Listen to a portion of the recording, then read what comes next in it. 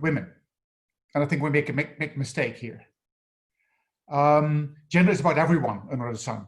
Man, women, anyone under the sun in the world, so to speak. Now, myself, I'm a father and I'm a grandfather as well. And that's a very important part of my life. And what is happening so often is that we think that women are like this and men are like that. And I think that's where the mistake comes in, as if there's a binary between man and women. And we think that this is how women should be, that's how men should be. Now, first of all, behavior is not in your DNA. Your gendered behavior is not in your DNA. That's socialization. So let's be honest in terms of how differences come in, and also how we then distinguish differences and how it impacts on women and on men if you live in this world and society. First of all, I think there are bigger differences among women and among men than between men and women. And that's simply because among the women and among the men in their own groups, you have class differences, ethnicity differences, race differences, age differences, apart from sex differences. So if we take that as a given, and then we start talking about gender inequalities, gender injustices, then we have to see now, how does that come? Where does that come from? And how does that then later relate to unsustainability or non-sustainable ways of living? If we take patriarchy as the dominant form of societal organization, then most of the women would immediately say patriarchy is bad for me because I suffer injustices, I suffer from inequality. But then, funny enough, or sadly enough, patriarchy is also bad for man. Sadly enough, most men don't realize that. It's the same straitjacket that patriarchy dictates to the world that makes it difficult for men to break out of their stereotyped roles. They're supposed to be the breadwinner. Why? Why could it not be also women? They're supposed to be outside and be dominant and be secure and strong. And then what happens in the end, if you push men in that corner, then they start thinking, well, okay, but then now women come up and they get more jobs, they get better attention, they get more opportunities.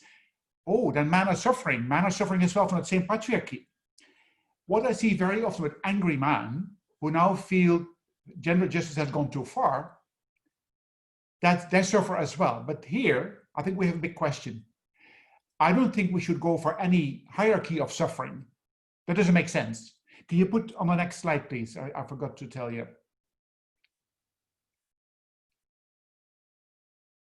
Right, okay. What you see to begin with, I do not use bullet points for the simple reason that I'm against bullets.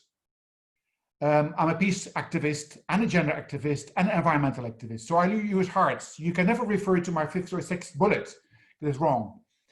Now, going back to what I was saying, I don't want a hierarchy of suffering. It doesn't make sense. But what we do have to acknowledge, and I think that's very important for all of us, is a hierarchy of vulnerabilities.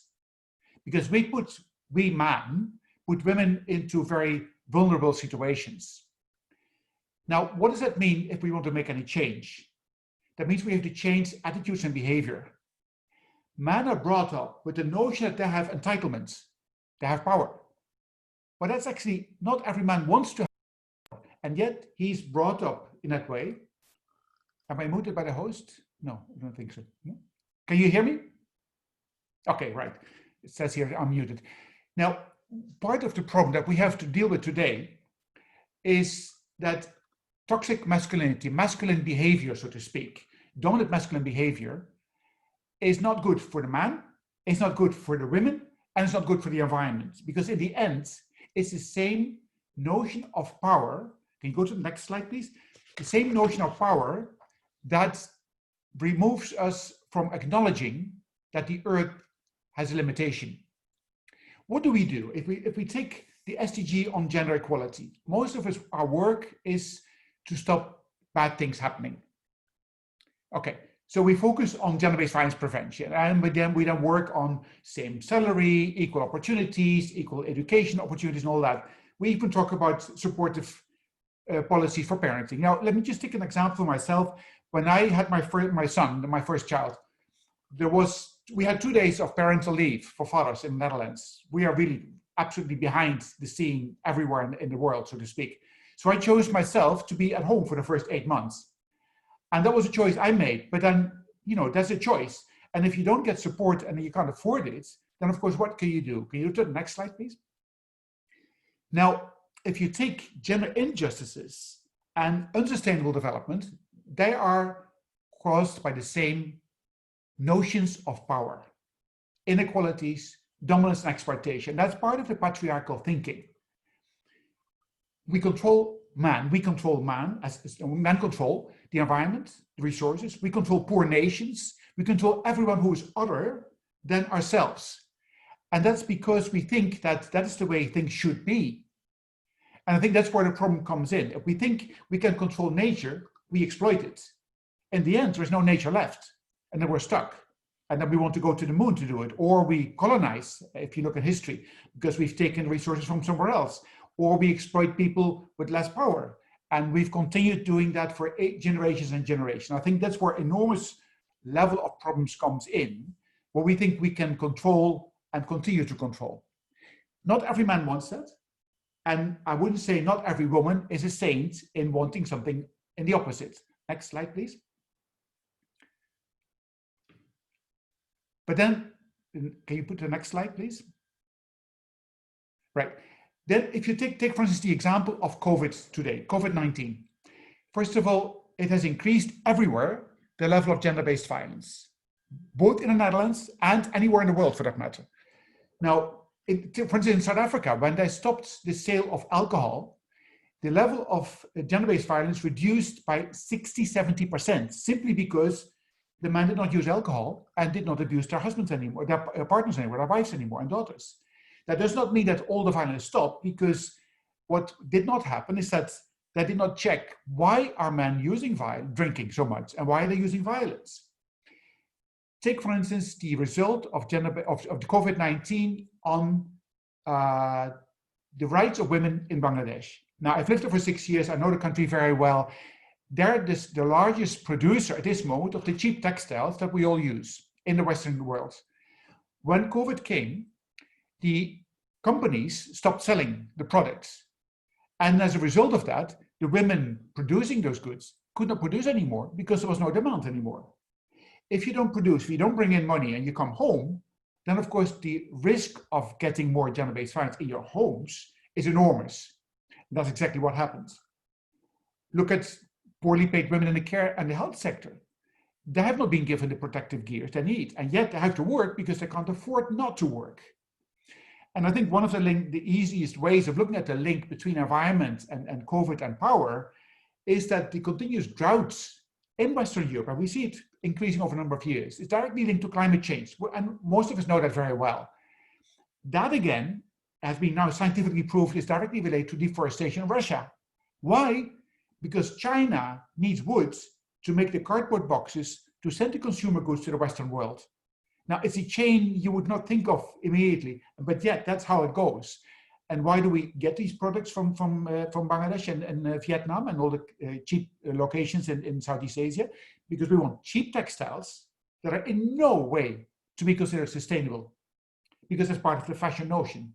Next slide, please. Problem that we face is that we work on environmental issues, we work on gender justice issues, but we work piecemeal.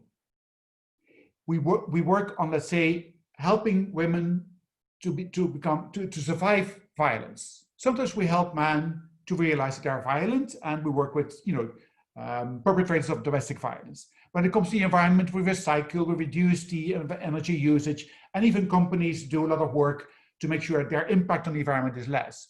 But, and here comes the big but, and that's where it links both gender and environmental sustainability.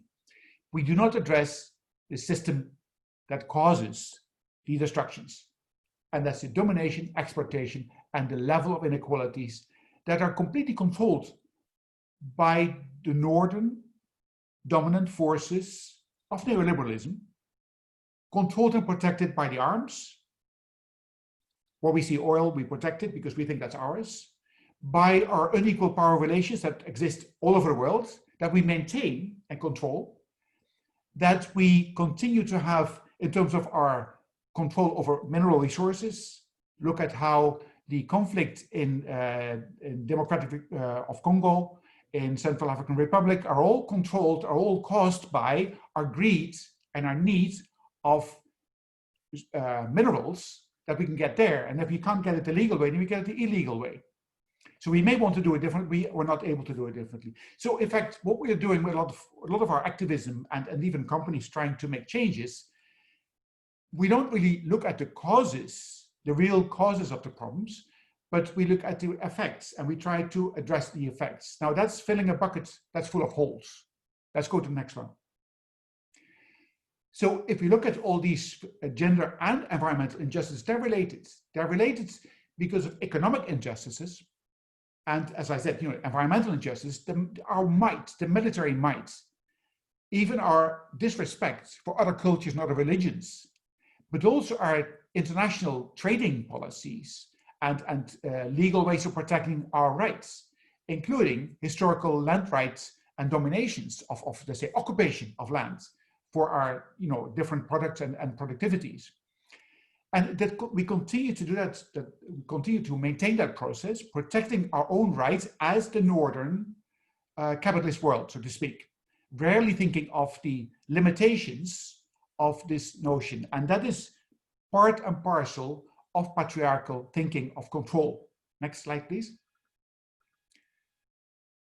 And we have opportunities to make a change. And this is what I would call never waste a good crisis, a call for system change. To address only small elements of the problems is not going to work. It's not going to help resolve the issues of environmental unsustainable production systems, nor of gender inequalities or racial inequalities or any equalities for that matter.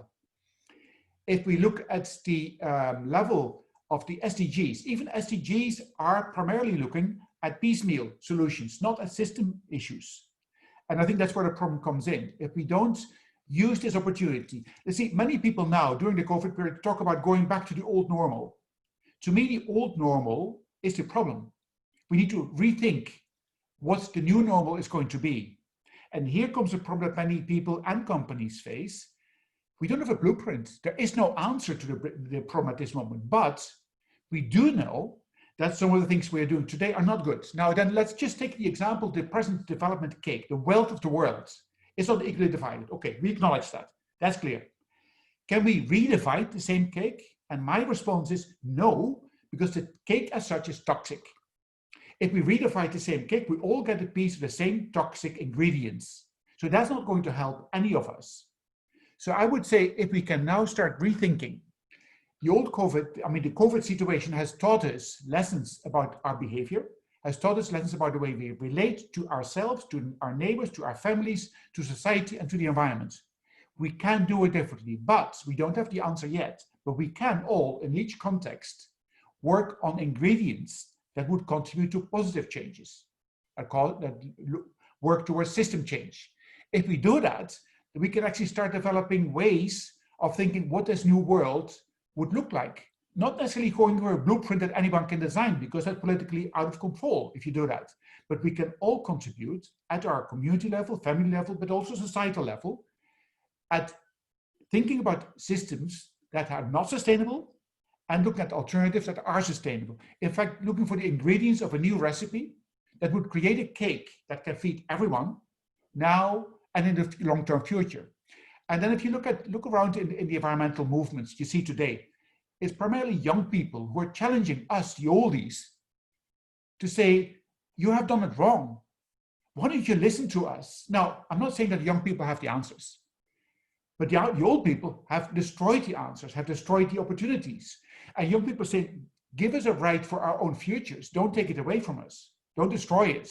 And I find these movements very, very strong. The same people are now also talking about, well, let's have a say in what you're shaping for us for the future. And not just in the environmental issue, but also in the ways of relating, man-women relation, but intersectionality in the broader sense, age differences, LGBTIQ rights, the rights of Black people in a white society. And if we take all these differences together, we can now realize, okay, we need to go for system change. That is not an overnight process. That's a long-term process, but we can start contributing through our investment, through our education, through our attitude change, through our behavioral change. Next slide. And I think that's where we should discuss. Can we break the silos of the SDGs and even the silos of the activism? Because most activist groups work in silos. They work on their own issue, environment or gender or anti-war or anti-racism. We don't even talk to one another simply because often we get the money from the same sources, no? And we don't want to, we are competing for the same sources. But if we allow people who want to actually make a difference to speak their minds and we carefully listen to them, then I think we have an ability to start creating those ingredients for a new society. That is not going to happen overnight, but at least we can stop the exploitative systems that we are part of at this moment. And I suggest we start discussing that in more detail. Thank you. Well, thank you, Jan. I'm a little bit speechless, but I think that's because you really challenge us and challenge our thinking. And I think we need to not incrementally chip